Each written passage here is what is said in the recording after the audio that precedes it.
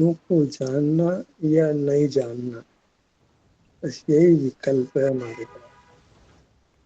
हम क्या फैसला लेते हैं उस पर निर्भर करता है कि हम कितने निराकुल होंगे, कितने आकुलित होंगे। मूर्त पदार्थों को देखते जानते रहेंगे तो आकुलता है, और फिर स्वास्थ्य बिगड़ता है, शरीर में वेदना का अनुभव होता है। ये सब संसार का स्वरूप है। हर आकुलता, आकुलता के फल में बंद होना, फिर शरीर में वेदना होना, कर्मफल भोग करके फिर स्वस्थ हो जाना, फिर पदार्थों को जानते रहना, ऐसा बनाव बन रहा है।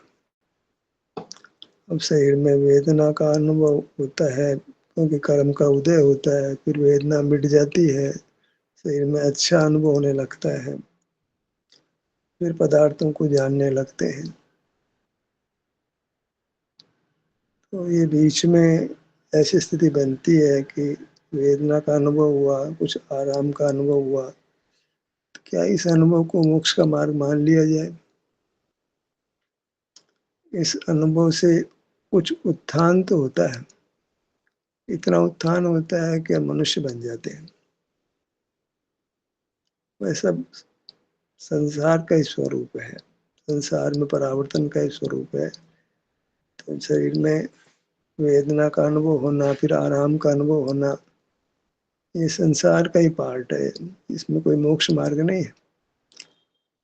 मोक्ष मार्ग तब होता है जब हम इंद्रिय ज्ञान को बुरा जान लेते हैं,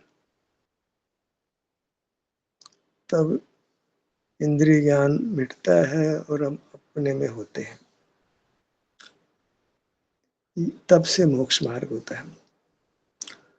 और इंद्रिय ज्ञान बुरा लगे, स्वभाव नहीं लगे, ये बड़ा मुश्किल काम है। इंद्रिय ज्ञान कह करके हम ज्ञान ही करते हैं, कोई इसके अलावा कोई ज्ञान होता नहीं है। हम समझते हैं कि इंद्रिय ज्ञान के अलावा भी कोई ज्ञान होगा जो हमारा स्वभाव होगा, वो तो अनुभव सिद्ध नहीं है। जितना भी ज्ञान होता है वह मूर्त शरीर के संबंध से ही होता है।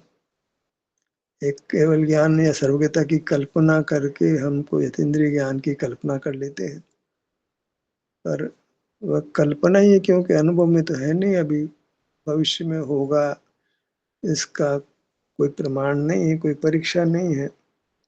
उसको आधार बना करके हम इंद्रिय ज्ञान करते रहे, जानना देखना बनाए रखें, तो ये अपने आप को धोखा ही देना है।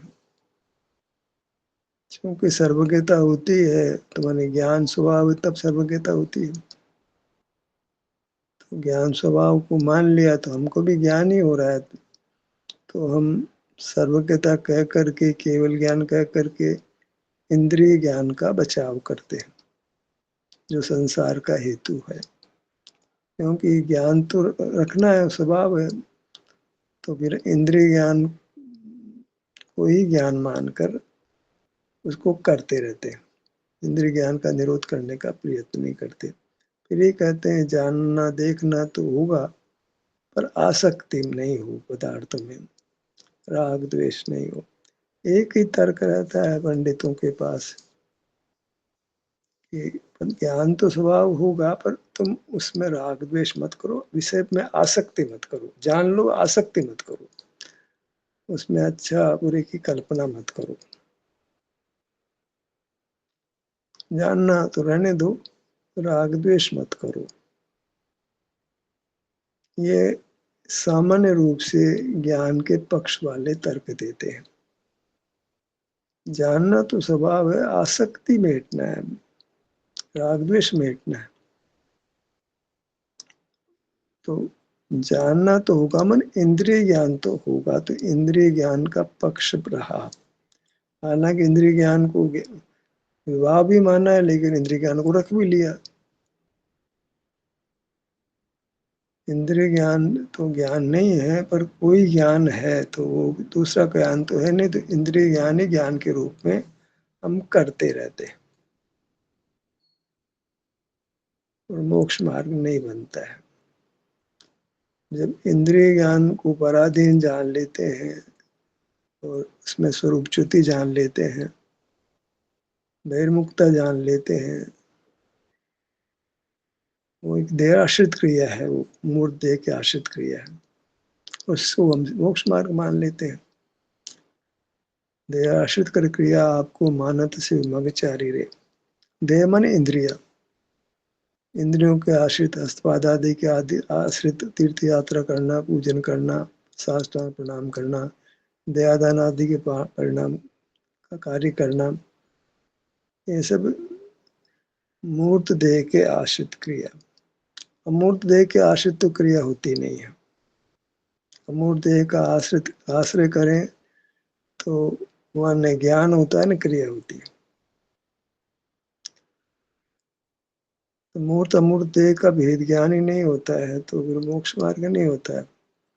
क्योंकि जिस आत्मा की बात की जाती है और आत्मा की मान्यता की जाती है, इस आत्मा को परमात्मा कहा जाता है, वह अमूर्त शरीर तो है, वही तो आत्मा है, वही तो परमात्मा कहना है। वही अचिंत्य सुख शक्ति का धारक देव है। वो एक आनंद घन पदार्थ है, जिसका आश्रय करें तो आनंद रूप परिणमन अनंत काल तक करेगा। पाताल फोड़ कुआ ऐसे कहते हैं कि कितना ही पानी निकालो उतना पानी फिर आ जाएगा, और पानी पानी बहुत है तो वो जितना पानी निकालते उतना पानी आ जाता है, बैलेंस बना रहता है। उतना का उतना पानी, पानी में कोई कमी नहीं आती। सागर में से बूंद बूंद निकलता रहे तो सागर कम नहीं होता है। वहाँ तो वाकई पानी बाहर आता है, पर यहाँ कोई चीज बाहर नहीं आती स्वभाव में से। आनंद का उत्पाद, आनंद का वह स्वभाव जो कहते बना रहता है। उदाहरण तो एक देश ही होते हैं। मोक्ष मार्ग में जो भी रोक है, अवरोध है, वो यही है कि हम ज्ञान को अपना स्वभाव मान लेते हैं। और ज्ञान इंद्रिय ज्ञान रूप ही होता है। विचार भी मूर्त के शरीर के संबंध से ही होता है। स्मृति भी मूर्त शरीर के संबंध से ही होती है। जितना भी ज्ञान है वो परोक्ष ही है। आगम भी यही कह रहा है, संसार अवस्था में परोक्ष ज्ञान ही होता है, पराधीन ज्ञान ही होता है। पराधीन ज्ञान को स्वभाव तो मान नहीं सकते, पर कम से कम संसार अवस्था में तो ज्ञान स्वभाव रूप से नहीं रहता, विभाव रूप से रहता है। हम तो ज्ञान के पक्ष में, संसार ही है तो ज्ञान के पक्ष में नहीं आ सकते। तो आता है तो आगम के विरोध करता है। आगम तो संसार अवस्था में इंद्रिय ज्ञान परोक्ष ज्ञान ही मानता है, पराधीन ज्ञान ही मानता है, और निंदे मानता है, हे ही मानता है। हमारा तो ज्ञान है ही है, तो हमारे पास तो स्वभाव रूप ज्ञान है नहीं जिसको हम करें, उसको माने और आसक्ति नहीं करें। हमें तो जब हमारे पास जो ज्ञान है वो तो विभाव ही है, तो हमें तो ज्ञान का निरोध ही करना है। ज्ञान की रक्षा में, बचाव में खड़े नहीं हो सकते।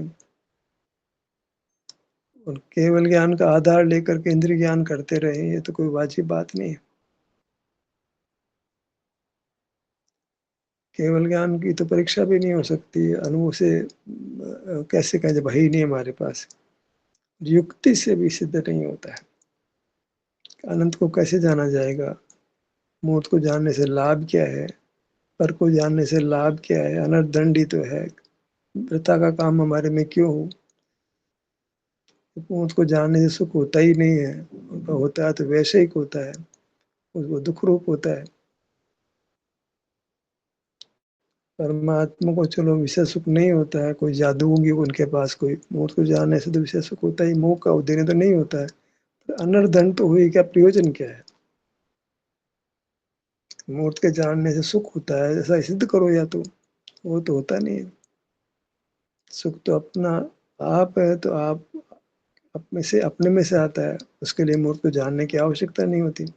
और स्वभाव ऐसे होता है, निष्प्रयोजन कोई स्वभाव नहीं होता है। बिकॉज अब रंग है होना स्वभाव होता है, रंग होता है जैसे संसार में होता है, मोक्ष में भी होता है। मोक्ष में भी ऊपर परमात्मा न्याय करते हैं, दुनिया का वही मौर्तिक रूप से बैठे हैं, अन्यमति मानते भी है ऐसा। मानने से कोई वस्तु का स्वरूप ऐसा नहीं हो जाता है। काम एकदम सुगम ही है कि इंद्रिय ज्ञान होता है तो हम संस्कार बन जाए कि हम फिर अपने में आते रहें तो ज्ञान धीरे-धीरे कम होता जाएगा। इंद्रिय ज्ञान को बुरा जानते हैं, स्व-संवेदन को अच्छा जानते हैं तो स्व-संवेदन करते हैं, फिर संस्कार बन जाता है, आदत बन जाती है, हमको अच्छा लगता है, उसके बिना हमको चैन भी नहीं पड़ता है। बाहर रहने में प्रकृति हमको आकुलता लगती है, हम मुक्त होना चाहते हैं तो फिर बाहर के ज्ञान से मुक्त होने का प्रयत्न करते हैं और नहीं कर पाते हैं तो खेद बढ़ता है, सबसे बड़ी बात तो ये है। ज्ञान को नहीं छोड़ पाते हैं तो अंतर ही अंतर हमारा जीव दुःख पाता है, महसूस करता है कि हम अपना काम नहीं कर पा रहे हैं, भटक जाते हैं, च्युत हो जाते हैं, अपने आप को कहीं अपराधी महसूस करने लगते हैं, ग्लानि होने लगती है, तो फिर वो काम छूटने लगता है। पर जिनको स्वभाव माना उनको ग्लानि नहीं होती, उनको प्रायश्चित नहीं होता, कोई आलोचना का भाव ही नहीं आता, तो छोड़ने का प्रयत्न नहीं होता है। भले ही वो मुझे शास्त्र पाठी हो जाएँ, भले ही वे बाहर का महाव्रत आदि का पालन भी करते हों। ज्ञान से का निरोध नहीं कर पाए, इंद्रिय निग्रह नहीं कर पाए, जिनेंद्र कैसे होंगे?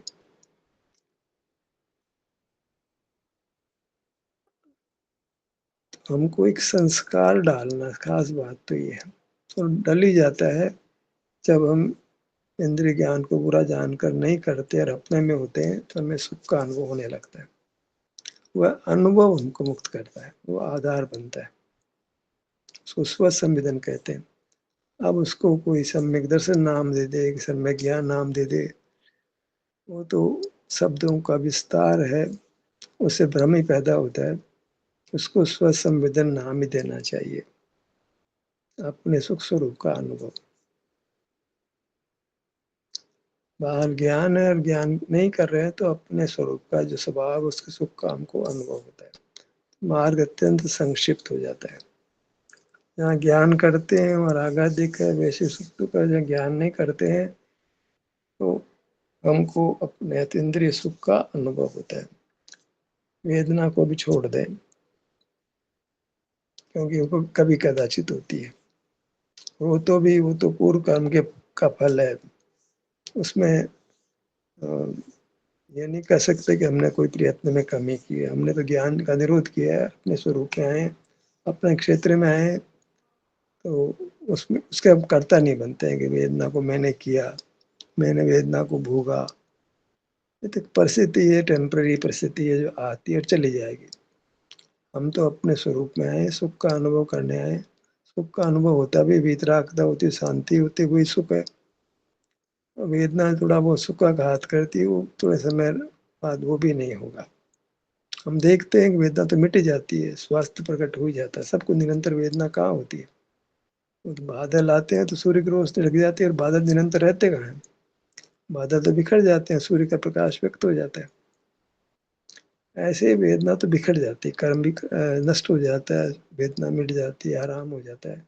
ये अलग बात है कि हम सहिष्णु नहीं रहे हैं, डॉक्टर के पास भागते हैं, दवाइयाँ खाते हैं। ये तो इसलिए कि हमने अपने आप को बहुत कमज़ोर, निर्बल कर लिया है।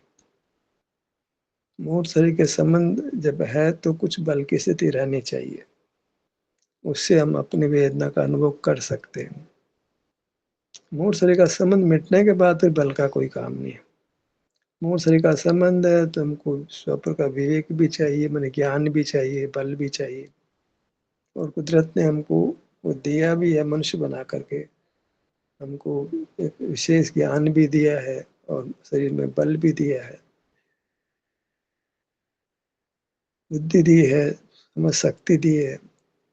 उस सब का फल क्या है कि हम अपने को संस्कारित करते हैं अपने विस्तार में रहने के लिए और रहते हैं, फिर विकल्प हो जाता है, फिर रहते हैं, फिर विकल्प हो जाता है, फिर रहते हैं।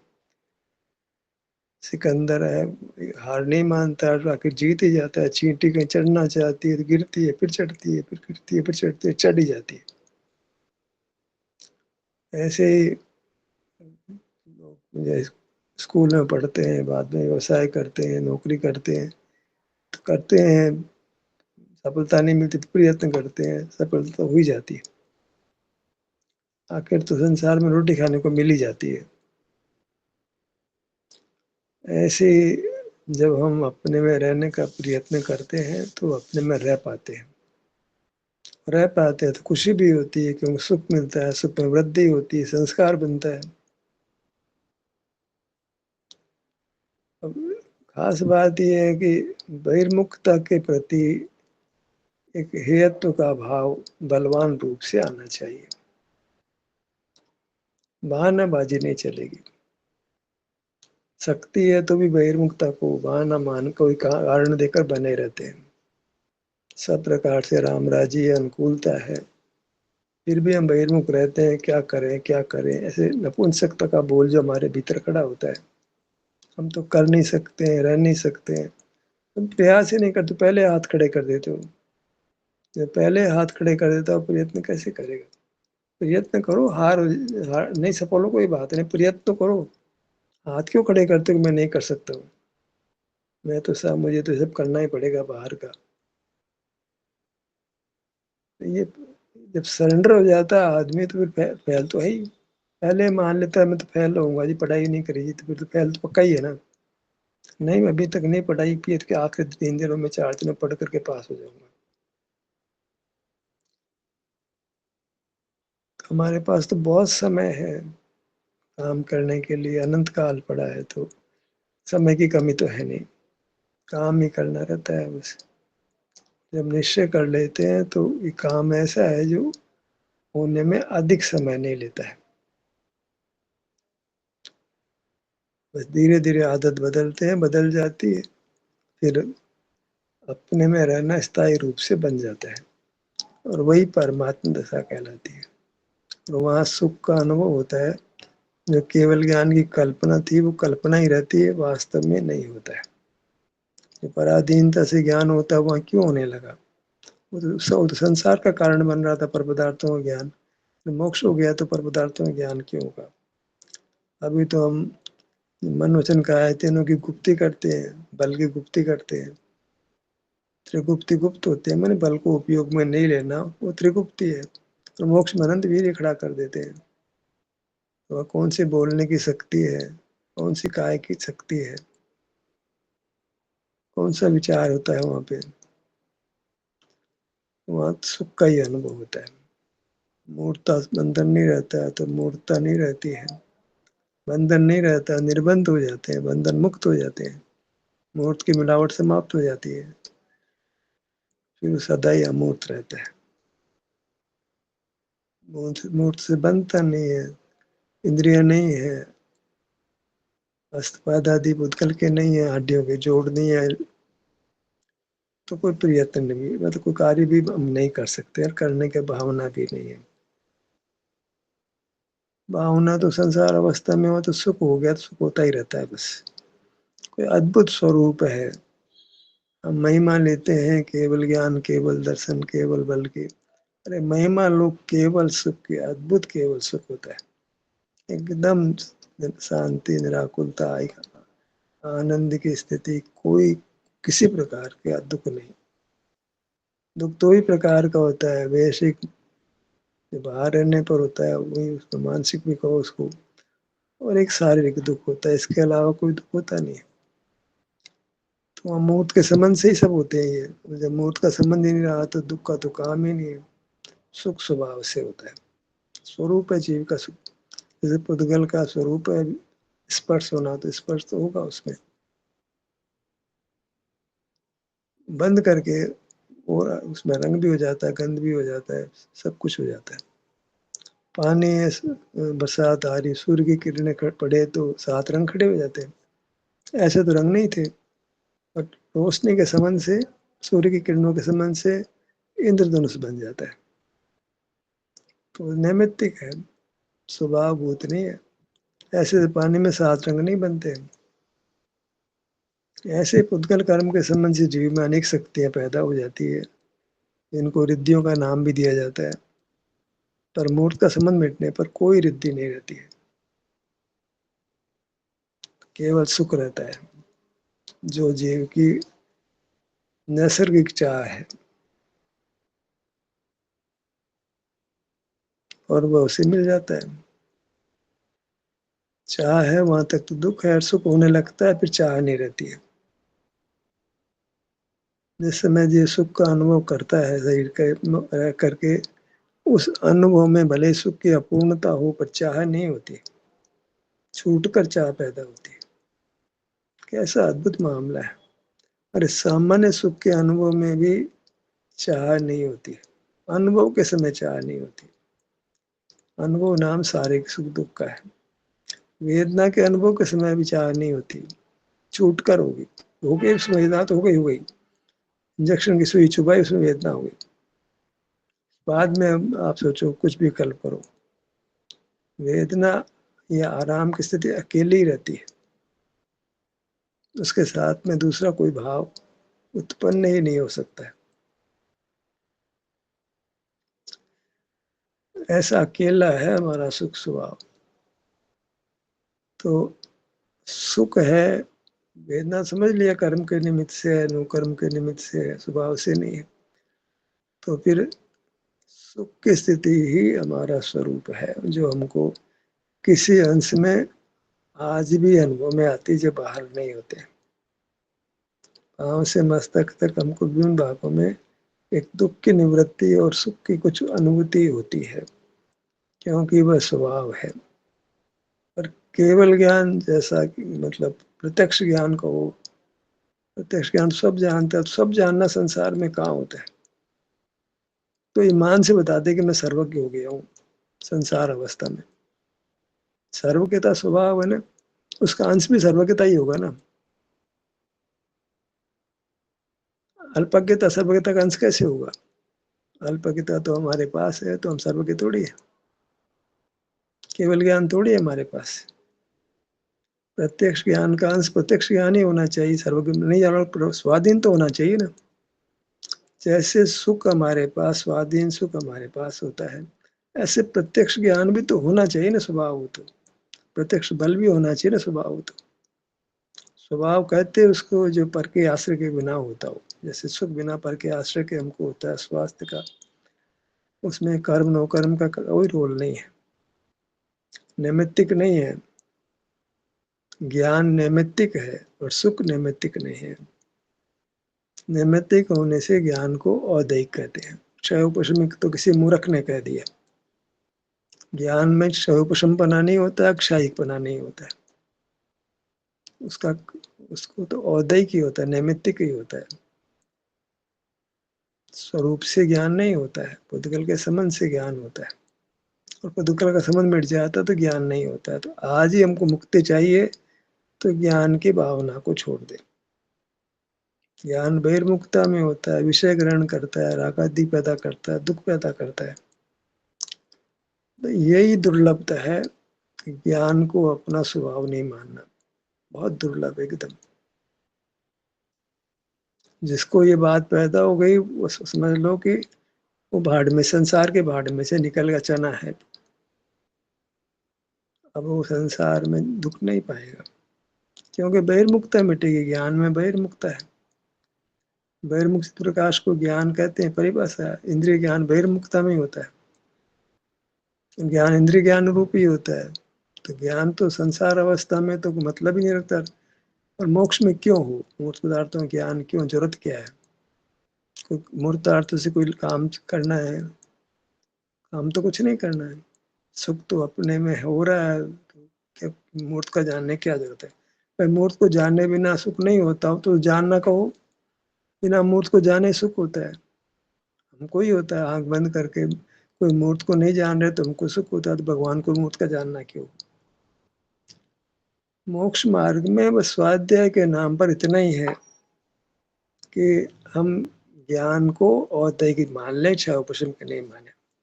क्यों? दिनवाणी पढ़ते पढ़ते जीवों को मोक्ष मार्ग नहीं हो रहा है, उत्तम स्वास्थ्य भी नहीं मिल रहा है, दुख आता ही रहता है। आम आदमी में और हमारे में कोई ज्यादा अंतर नहीं रहता स्वास्थ्य के मामले में। अनपढ़ ज्यादा स्वस्थ रह लेते कई बार पढ़े लिखे लोगों की बजाय, और स्वस्थ होना ही तो उसकी उत्तमता है।